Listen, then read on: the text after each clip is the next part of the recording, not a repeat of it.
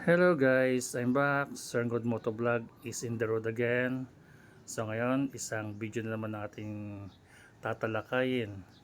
Babagtas na naman tayo bayan ng Daraga, papuntang Legazpi. So as of now, nandito tayo ngayon sa kalsada kung saan matatagpuan ang isang public hospital ng Daraga na kung tawagin nilang BRTTHS. Tsaka itong tapat niya ay isang college, university, Bicol University. So nandito tayo sa intersection na medyo inabot agad ng traffic, kaya hintay lang kayo dyan. So ang gagawin ko lang magyayaw-yaw na lang ako dito kasi hindi ko alam kung nasaan yung mga audio ko. Since naminto ako sa pag-vlog noon, hindi ko na alam kung nawala yung mga audio mga music na ginagamit ko. So siguro kung magyaw-yaw, walang walang copyright. Basta yaw-yaw lang hanggang matapos to. So ito, traffic nga kasi itong daanan na to, shortcut lang bagay ito. Pwede kasi kung didiretso tayo nung kanina, ang labas natin, Daraga Bayan. So itong shortcut na to, kumbaga sanga-sanga. Kung saan katatagos na ito. Ito yung tinatawag na Bagtang Road. So pagdating natin doon, intersection din yan, papuntang Daraga, Legazpi. Kung saan sa lumusot kasi may daanan din ng release dito. So panurin nyo lang yung mga dinadaanan natin kasi ang motive naman ng pag-vlog natin about the road, kaya ang motovlog, diga. Itatalakay ko lang mga road. Kung sakaling magawin naman kayo dito sa Albay, so at napanood nyo ang aking video, so magiging familiarize kayo kasi nga halos lahat ng ibibideo ko, lahat ng iba-vlog ko, karamihan panay sa kalsada. So at least hindi kayo, kung nandyan man kayo sa Manila, nandyan man kayo sa Hong Kong, nasa Luzon kayo, at least nakikita nyo yung ibang lugar gaya ng Albay, particular dito sa Daraga at saka sa Legazpi kasi dito naka home base. So ito yung kalsada, medyo makipot siya, two-way lang sa lubungan kasi nga ito'y shortcutan lang naman palabas dun sa kung magagaling ka kasi ng Legazpi, shortcut papunta agad ng Daraga. Ito yung release na dumadaan. Actually guys, may biyahe ongoing na yung biyahe ng PNR dito, pero ang biyahe niya lang Legazpi to Daraga, to Naga. Yun, may biyahe sila siguro mga 5 beses papuntang Naga, 5 beses pabalik naman ng Legazpi. Palitan ng nun. Yan, konting info lang para kung saan dito kahit gusto nyo sumakay ng train, hindi pa naman siya masyadong pero operate na siya, hindi siya masyadong ganun kabilis. Pero masarap daw sumakay. Hindi ko pa natatry kasi wala naman akong gagawin sa Naga. Kung may gagawin ako sa Naga, magmumotor ako syempre. So ito na yung sabi ko sa inyo, shortcutan.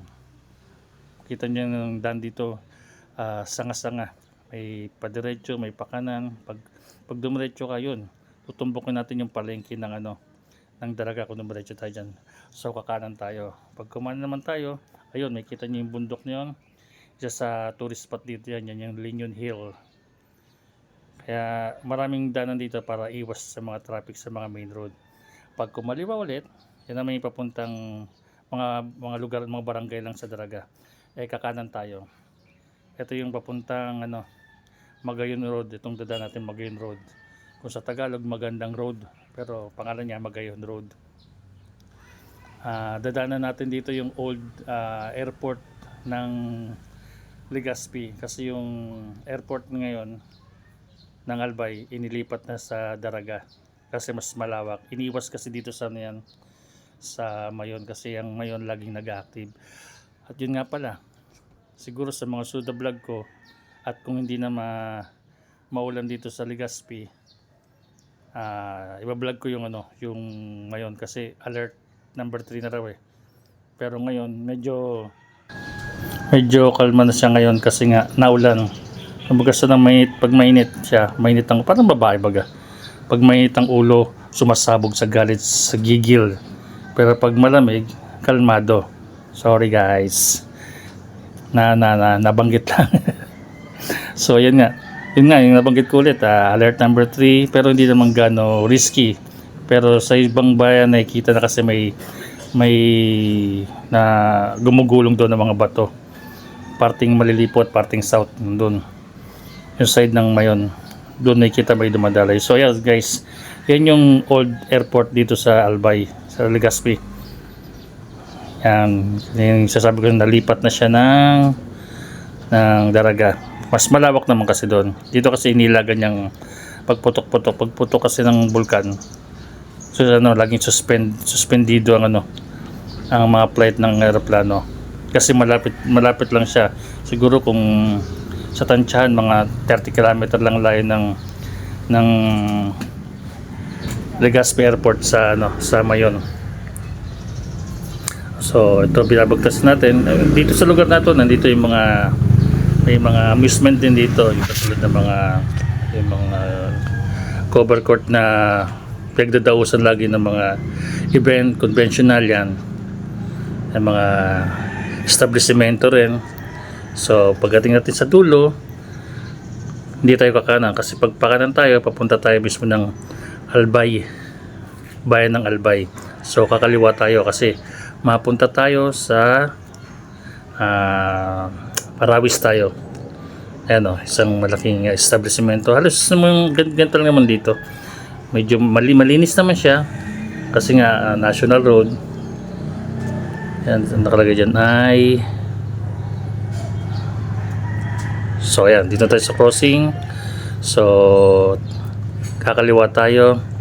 Andito na tayo ngayon sa Washington Drive, along the Cruzada na. Kung kayo isang bisita dito, itong lugar na Washington, nandito yung maraming mga hotel na pwedeng pag-stayan. Yan, kung sakaling dito kayo, tanong kayo saan ang Cruzada, yan, dadali kayo dyan. Panay mga karamihan dyan, mga luxury, mga 5-star hotel, mga nasa paligid nito. Kasi nga ito yung malapit sa airport, kaya nandito nila nakalagay yung mga yung mga hotel talaga na pang mga turista talaga. So babagtasin natin yan. Pagdating sa pinakadulo, kakanan tayo kasi wala namang pakaliwayan. Meron pero kalsada na, hindi na siya highway. Ito yung Barangay Cruzada na itatawag. So pasensya na ha, at medyo tayo ay nangangapa sa ating pag-content kasi nga halos 2 taon din yata akong nag-stop mag-video ng long video. So to, binabagtas naman natin ngayon ang lugar kung saan ang barangay na nakakasakop ay Barangay Gugon. Isang mahaba din to. Pagdating sa pinakadulo, nandun yung pinaka crossing na naman. Daanan to ng mga bus dito sa lugar na to. Kaya nakita nyo napakalawak siya. So parang ngayon maaliwalas ang daan, malinis kasi nga walang mapasok. So pag may pasok na yan, nako, kasi may madadang tayo dito elementary school, Gugon Elementary School. Pasensya na guys ha, at medyo hindi talaga makapag-content ng maayos kasi nga walang music. Mas maganda kasi kang music sana to kasi unang video na nagawa ko kahapon, naka-portrait siya, kaya gagawa na naman ng panibago, landscape nga pala pag mag-content sa YouTube. Sorry. Yun sana pinapakita ko sa kahapon, doon yung isang bagong gawang kalsada. So siguro sa isang araw kukontin ulit natin yun. So to, diretso bagtas lang ng bagtas. Happy New Year po sa inyong lahat. Sana naging maganda ang inyong pagsalabang ng 2026. So ito isang 5-star hotel na Marison. Dito matatagpuan yan. Noong nakarang 31, nagpabongga ng fireworks yan. Talagang as in bonggang-bongga. Kita mo talaga sa taas. Ginastos ang taga nila dahil sa mga bisita nilang nag-stay dito sa Albay. So ito na binabanggit ko na Gugon Elementary School. So itong part na to, itong daanan na to, ito yung dinadaanan ng mga bus Nung gagaling sa pinaka-terminal na matatagpuan malapit sa SM Legazpi. Dito ang daanan. Kung sakaling maligaw man lang taga kay Disalbay sa Legazpi, madadaanan nyo to kasi ito yung sa pinaka-main road dyan. Pagkaliwa yan, palabas na ng Legazpi. Papuntang Daraga naman yon, yung way na yon. Yung dadaanan din nun sa kabilang side naman ng airport road. Kaya nga, kung ikot-ikot ka lang dito, hindi ka naman maliligaw kasi as long na may gasolina ka, hindi ka maliligaw. Maliligaw ka lang kapag wala gasolina, wala kang budget. So, ito na pinaka-barangay Gogon. Maraming establishmento rin sa paligid. Yun lang guys, yun lang naman ang aking pagkukontent lagi. Kaya pakita ko lang yung kakalsadahan ng bawat lugar. Para kahit kayo nasa malayong lugar, nakikita niyo yung lugar, diga? Tapos kung sakaling magagawi kayo, hindi na kayo maninibago. So, ayun pa isang hotel na Proxy Hotel. Diba? Halos nakapalibot pa na yung mga hotel din. So, ito yung crossing. Pag kumanan, papuntang Legazpi Bayan. Kakaliwa tayo, papunta tayo sa mga provincial agency na one-stop shop dito. Sakaling kayo yun, no? Ulo ng Mayon. May kita natin dito ngayon. Tahimik siya, tahimik. Maliwalas ngayon. Pinakatok-tok ng Mayon. So, sa isang araw papakita ko yung pinaka magandang view talaga ng Mayon. At ako'y maghanap muna ng aking mga pang-audio. At di ko malaman kung saan hugutin, kaya dumaldal na lang muna tayo ngayon, dumaldal dito. So, pasensya na guys, ulitin ko. Kababalik ko lang ulit, kaya mag-content, kaya medyo naninibago na naman si Sir Ngod Motovlog. So, shoutout sa inyo, sa mga nandyan pa nanonood. Shoutout. So, dito tayo babagtas natin tong TV Legazpi Road. Kasi itong highway na to, diretso ito hanggang pinakadulo hanggang TV. Kaya siguro tiyawag na TV Legazpi Road.